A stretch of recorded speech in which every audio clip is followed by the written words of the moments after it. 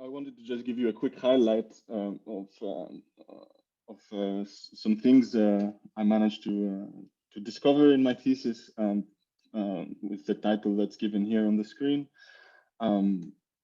As you kindly already introduced and mentioned, I've been moving quite a bit around, based in 3 laboratories effectively, in Amiens, North France, in the University of Bath in England, and the University of Gießen during the 4 years of my thesis, and with a lot of trips as well to large-scale facilities, ELL in Grenoble, ICIS in Oxford, and Alba close to Barcelona in Spain. And so most of my work has been around the framework of what we call solid-state batteries, which is somehow the newest fashion that maybe a few of you have heard about. So what is a solid-state battery? If we start from the current standard lithium-ion that is in most of your laptops and phones right now, it's composed basically of 2 active materials, here in gray and in purple, wetted all together by a liquid electrolyte. So a solid-state battery is simply taking this liquid electrolyte out and replacing it now with a solid, shown here as these yellow bubbles. And this can have effectively the many advantages in terms of safety, for example, and non-toxicity. The fires you might have heard of batteries catching on fire and exploding, mainly due to the flammability of the liquid electrolyte. And furthermore, using a solid can have other advantages for energy density, effectively using electrode materials that are not compatible with liquids, but are with solids, and can effectively lead to being able to store more energy in the same volume or mass of battery. And now this is a great playground for chemistry, all kinds, from theoretical chemistry at the quantum level, up to physical chemistry, inorganic chemistry, synthesis, solid-state ionics. So it's so the place of chemistry in the development of batteries has been central, as has been highlighted, for example, by the recent Nobel Prize. And especially in solid-state batteries, solid-state chemistry effectively takes an even more central role. And here is just to highlight the huge scale, the huge variety of length and time scales that we need to look at and follow these ions as they shuttle through the electrodes in the battery. So I will focus now in and highlight one specific result of my thesis that I'm, let's say, particularly proud of. So it has to do with a specific solid electrolyte material. So this one is for sodium. And you can think of it's sodium orthothiophosphate is the EUPAC name, let's say, and the chemical formula Ne3PS4. And you can think of this as sort of a, even though it's a ternary composition, 3 elements, you can more or less think of it as a pseudo-binary ionic crystal between sodium ions, shown here in green, and PS4 polyanions. So these are covalently bonded units, so they can more or less be thought of one anion here. And sodium can sort of move through this crystal structure shown here at a relatively high speed, which is what makes this material interesting as a solid electrolyte permeable by sodium ions, but not by electrons. So at the start of my thesis, the sort of state of the art was already set by about 1990 by Martin Janssen, a famous solid-state chemist, German. And effectively, what was known is that there are 2 crystalline states of this material with a phase transition around 250 C. And the melting point shown here on the calorimetry diagram on the right, I hope you can actually see, yes. And because I have my pictures here in the middle, okay. That's okay. So you see a thermic effect around 500 C that was sort of associated with the melting of the material. That was the current interpretation, highlighting that for reasons to become evident right away. An interesting sentence I would like to highlight from that seminal paper is, should be mentioned that the mechanical stability was good up to the melting point, that is at 500 C, and still satisfactory above it. So I redid some experiments on this, namely temperature-dependent diffraction. So what you're looking at here is diffractograms, so Bragg diffractograms. The contrast here in yellow are Bragg peaks as a function of momentum transfer. I mean, this is also equivalent to 2 theta if you're more used to that. And then, so every line is a diffractogram, and these are taken at different temperatures, from room temperature up to 550 C. So you can see a smooth evolution of the diffractograms up to 500 C, and you can see that we have sort of a very slight second-order phase transition around 250 C. You can see that by the merging of peaks and the disappearance of some, indicating a higher symmetry.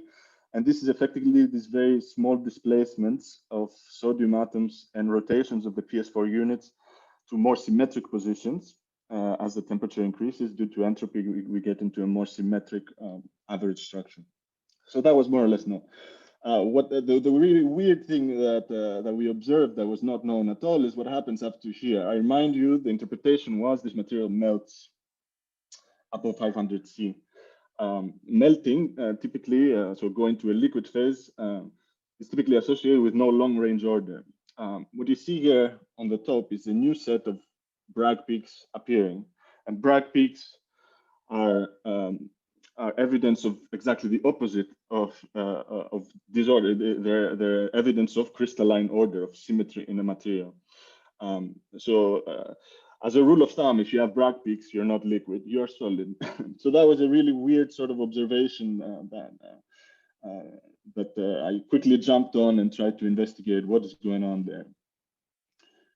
If I now extend to the experiment on cooling, you can see we go from room to 550. That's what I was showing before, and back to room. This is a very reversible effect. So this is not some sort of decomposition of the material. This is really a new state of this material.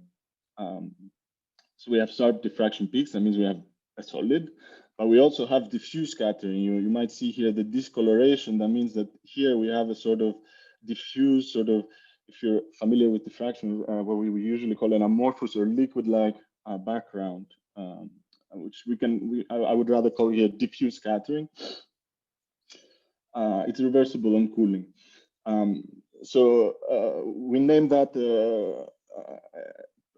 let's say, a new high-temperature polymorph of Na3PS4 that we named gamma, since the other two were already named alpha and beta, and not very imaginative. And then we went on to try and characterize what is going on there. I sort of redid these experiments that I just showed you before. You can get quite a bit more resolution after 30 years of technical improvements in these experiments. And you can see, we see the same sort of doublet peak here around 500 C.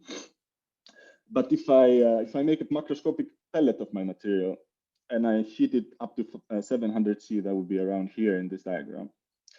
And I go back down, you will see that the material has definitely not molten. So macroscopically, definitely, at this 500 C point is not melting, it's something else. And we later sort of reevaluated the melting point at about 750 C. So we reinterpret these experiments. Now, what's very interesting is to try using the diffractograms that I showed you before. Here, I'm just taking one diffractogram at 550 C. To try and use that then to get an insight of the atomic structure of this material.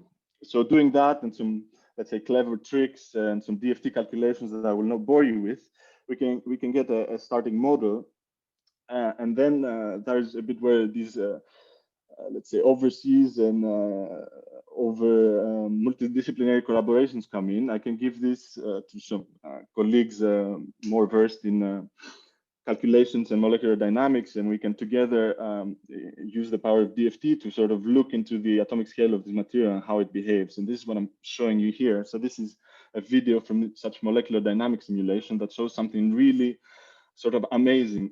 If you're used to looking at molecular dynamic simulation, this is nothing like a solid.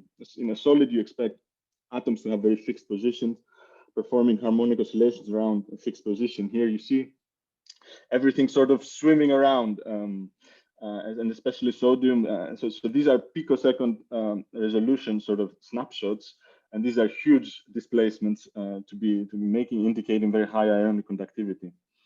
And this is what you also see here. So this is simply the trajectories of the movie you just saw. You see that the PS4s sort of stay in their respective positions, just rotating around, no translations. But the sodium can very easily just swim around and perform very unharmonic diffusive motions. We can evaluate based on this and based on actual experiments the diffusivity or the ionic conductivity that's showing extraordinarily high numbers. The only problem right now, and the sort of perspective at the same time, is that this behavior we can only stabilize it above 500 C. So the idea and what I'm continuing on now is to try and stabilize the behavior at a more usable temperature, close to room, let's say. So I will skip that in the interest of time, and I will simply conclude in characterizing this new polymorph as a mesophase. What is a mesophase is somehow exotic materials that do not fall in the classical distinction of gas, liquid, solid. It's sort of the gray area between materials. In this case, a gray area between a liquid and a solid. So we have like a solid macroscopic behavior. You saw that the thing doesn't really melt right on the outside, but when we look with molecular dynamics into the inside, it really behaves like a liquid with diffusive motions, no short or long range order. And we call this a plastic crystal, specifically macroscopically solid, locally liquid.